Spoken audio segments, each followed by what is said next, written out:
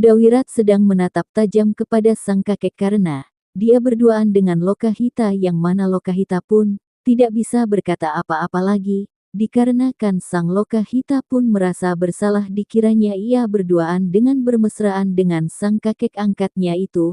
Akan tetapi entah kenapa dimarah besar kepada sang kakek karena sudah menceritakan tentang dirinya. Mendengar hal itu Lokahita langsung menenangkannya dan ia pun tersenyum. Sang kakek langsung mendekatinya dan ia hanyalah berkisah tentang latihannya dengan sang kakek angkatnya itu. Oleh karenanya, Lokahita pun mengiyakan akan perkataan kakeknya itu akhirnya. Sang Sudawirat pun menjadi tenang dan Sudawirat pun juga mengiyakan akan hal tersebut dan percaya dengan perkataan Lokahita dan sang kakek tua itu. Gembiralah mukanya dengan senyuman sumringah. Sudawirat pun berkisah kepada Lokahita bahwasanya ia bertemu dengan Sudamanik yang tempo hari ibunya bunuh dengan berkata wahai anakku, atau titisanku. Sang Lokahita pun menjawab dengan nada waspada. Ia hanyalah mengintimidasi akan si anak tersebut dan hanya memperdayanya, karena si anak kecil itu belum mengetahui yang sebenarnya. Itu kan rahasia kita kaum lelaki, ya tak?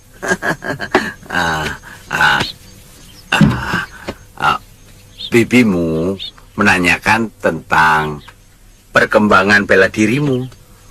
Kakek bilang, kamu semakin maju, ya?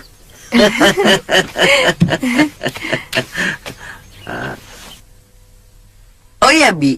Beberapa hari yang lalu, saya bertemu pendekar Sudamani, Bi. Terus? Dia mendekati saya. Dia bilang bahwa saya adalah titisannya. Hah? Wirat yakin, pasti itu hantunya. Terus? Wirat takut, terus lari pulang. Tapi dia tidak mengejar, Bi. Mulai sekarang, kamu harus hati-hati, Wirat. Mungkin pendekar kejam itu memang ternyata belum mati oleh Biung Nilasaroya. Kemudian, dia mau menuntut balas kepadamu yang keturunan Nilasaroya. Tapi dia bilang Wirat adalah titisannya. Apa maksudnya, Bi? Itu siasat supaya kamu tidak mencurigainya. Mengerti? Teman saya pernah bertemu dengan Sudamani. Katanya masih hidup. Tubuhnya cacat. Katanya tangannya semper, kakinya pengkor. Katanya.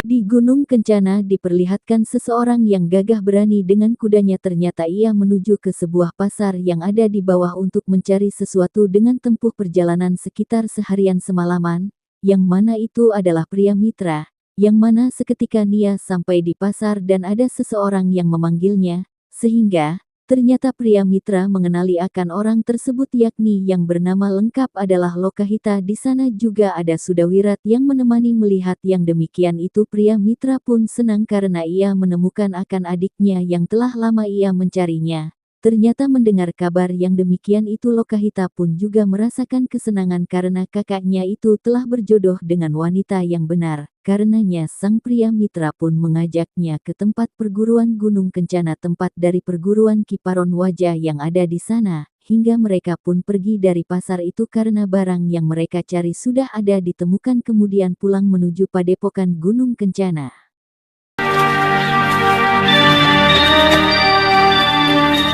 Mencarimu kemana-mana, Loka.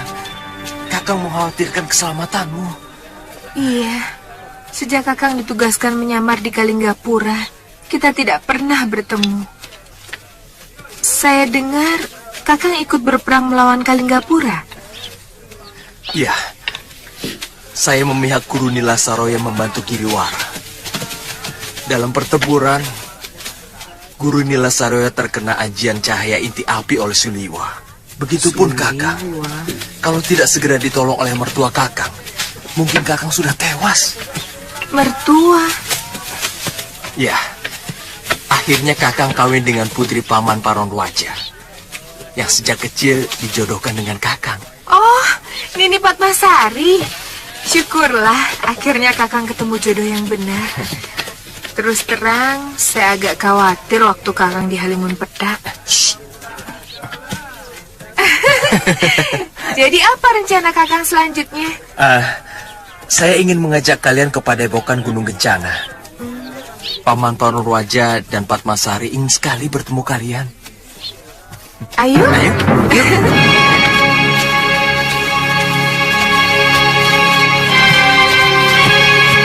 Sebelum mereka ke Gunung Kencana, mereka berpisah dengan kakek angkat Sudawirat.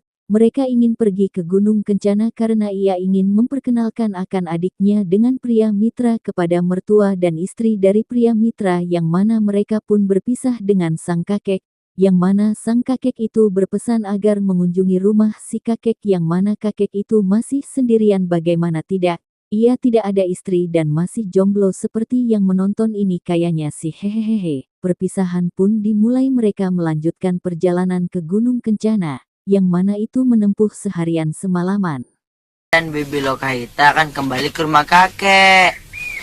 Kami tidak akan tinggal di Gunung Kencana. Benar, Kek.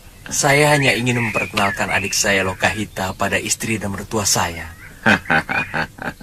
Bagus, selamat jalan.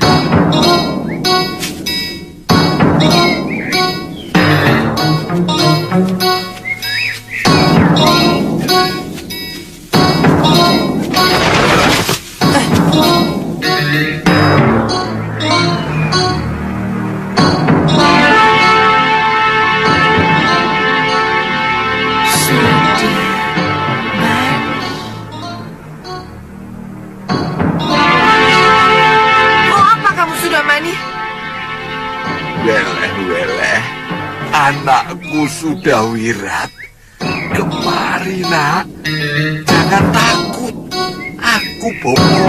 Bukan, kamu bukan Bopo saya. Kamu musuh biung. Pasti kamu hantu tayangan yang saya. Aku belum yang aku. Mengira aku sudah. Semua orang mengira aku sudah. Tapi nyatanya aku masih sehat toh. Hanya sedikit. Di tengah perjalanan, mereka dikagetkan dengan seseorang yang tua dan pernah mereka temui oleh mereka bertiga, yang mana mereka melihat sendiri bahwa ia sudah dibunuh oleh Nila Saroya yang bernama lengkap adalah Sudomanik, dan juga telah membunuh ayah dari pria mitra dan Lokahita. Padahal, ia adalah teman baik sang ayah mereka sendiri. Adu bacot pun terjadi. Sudomanik hanya ingin menyapa saja sang anaknya, yakni yang menjadi titisannya, dan tidak lama kemudian pertarungan pun terjadi, hingga pada akhirnya, ini yang terjadi dengan sang Sudomani. Kemudian ada yang melerai perkelahian tersebut. Weleh, Bopo ini dulu laki-laki ganteng loh. Banyak wanita tergila-gila pada Bopo. Sini yo, sini Le. Bopo ingin membayar kesalahan Bopo yang selama ini tidak pernah menyayangi darah dagingnya sendiri. Tidak mau. Bopo bisa marah loh. Heh, tidak baik memaksakan kehendak. Jangan ikut campur. Ini urusan keluarga. Dia asuhanku. Apapun yang berurusan dengan dia menjadi urusanku. Dan aku punya urusan pribadi denganmu yang belum dituntaskan. Kamu telah ayahku Kalawadana. Ah? Oh, weleh. Iya. Aku ingat. Diam. Sekarang kamu mesti membayar nyawa ayahku, pendekar. Aku pria mitra. Ingat itu. Iya. Ya. Ya.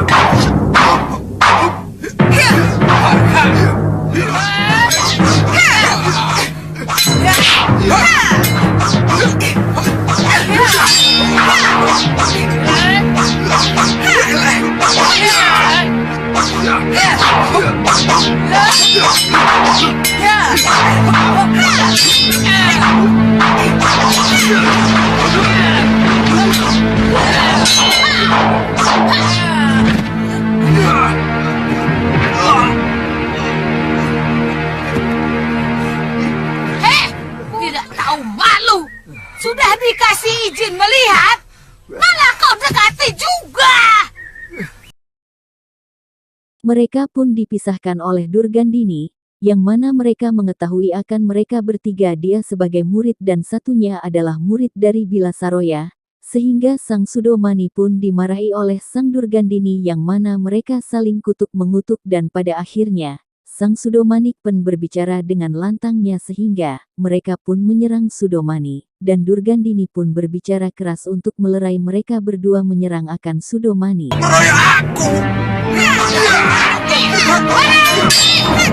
Walah, Edan!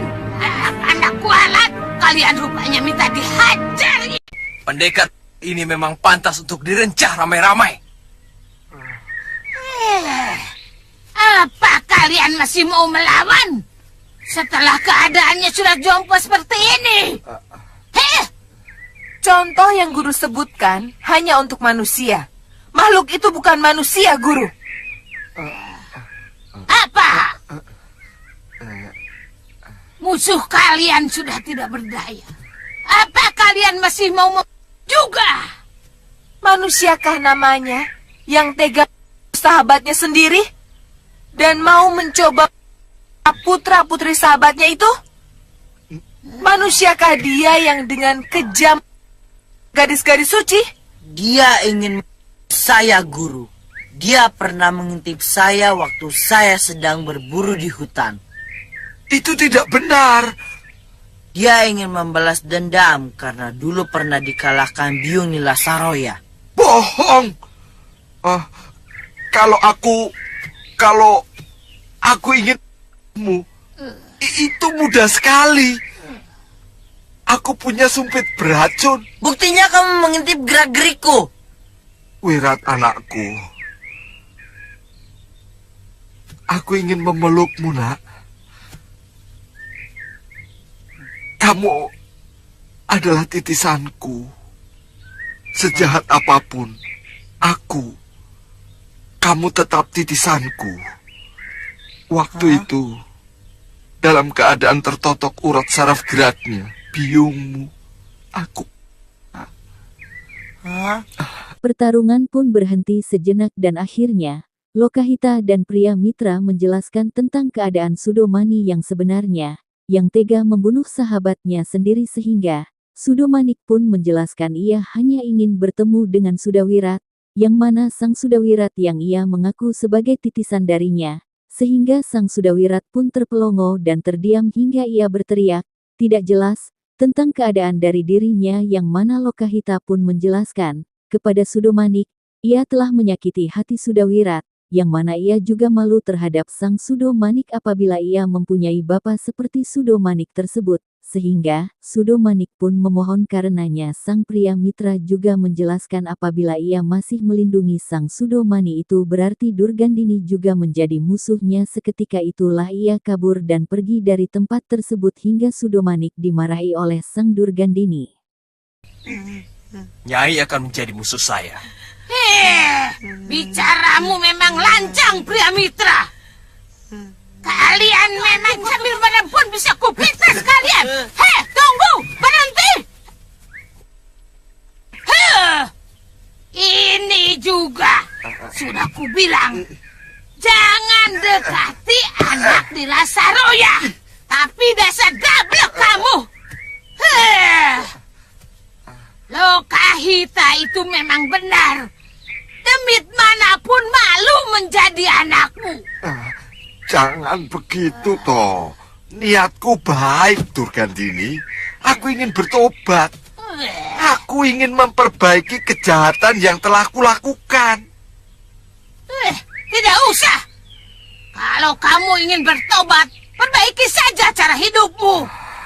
Dengan menolong orang-orang yang lemah. Dasar gendang.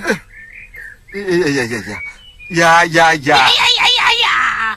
Kakak. Waduh. Wah.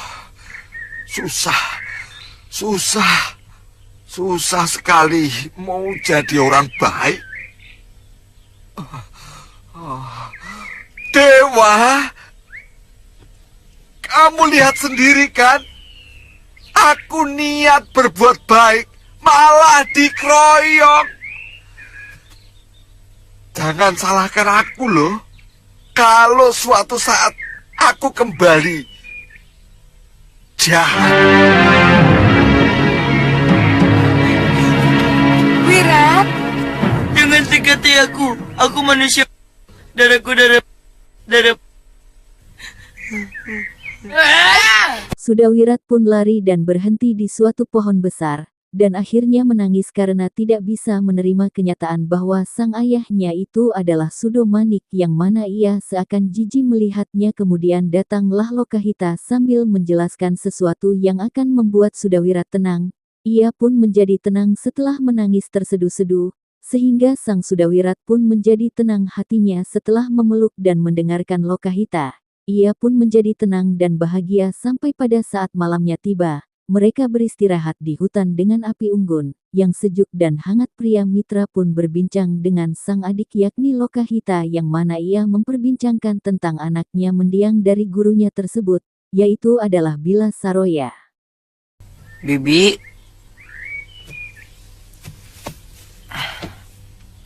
Bibi tidak biji sama Wirat yang boponya telah bopo Bibi sendiri. kenapa Bibi harus membencimu? Setiap orang membawa takdir dan karmanya sendiri-sendiri. Banyak raja yang adil dan bijaksana, tapi anaknya tumbuh menjadi tukang kuasa dan memeras rakyat. Sebaliknya, tidak sedikit anak seorang durjana, rampok jahat, yang anaknya tumbuh menjadi prajurit sejati pembela kebenaran. Itu tergantung dari kehidupan yang mempengaruhi anak itu. Ngerti?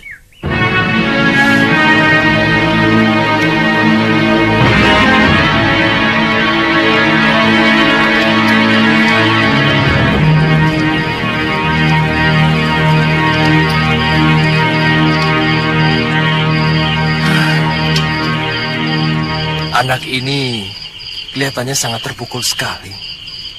Iya, Kang. Sebuah kenyataan yang sangat menyakitkan. Manusia yang paling dibenci biungnya Nila Saroya adalah boponya sendiri.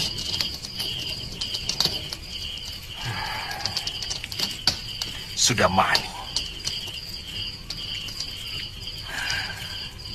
Apalagi Nila Saroya sengaja mengajak Wirat menyaksikan boponya sendiri.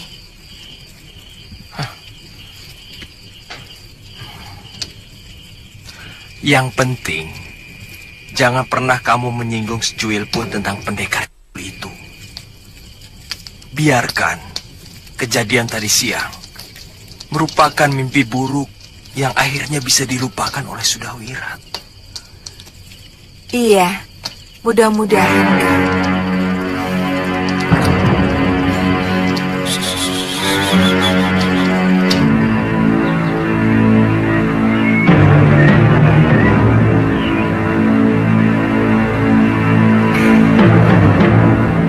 Terima kasih atas kebaikan bopomu, Padmasari. Tapi mungkin kami tidak bisa tinggal di sini. Sepertinya agak kurang sreg kami tinggal di sini. Tidak enaklah kakak saya sendiri di sini istilahnya Di tempat Gunung Kencana, Sudawirat dan Lokahita disuruh untuk tinggal di padepokan Gunung Kencana. Akan tetapi, Lokahita menolaknya dan akhirnya ia ditanya, mau kemana sebenarnya mereka. Ia pun menjawab tidak mengetahui rute perjalanannya kemana, sehingga sang pria mitra pun mengucapkan kata-katanya bahwasanya sebelum Lokahita bersuami maka kewajiban kakaknya lah yang melindunginya. Maka Sudawirat sambil memeluk bibi Lokahita dan berbicara ia akan melindungi sang bibi. Dasar anak kecil sambil menyelam minum air, cari kesempatan dalam kesempitan. Itu semua adalah hakmu. Sebenarnya, sebelum kamu mempunyai suami, sayalah yang bertanggung jawab atas keselamatanmu, Lokahita. Oh, Paman pria mitra tidak perlu mencemaskan bibi Lokahita. Saya akan selalu menjaganya.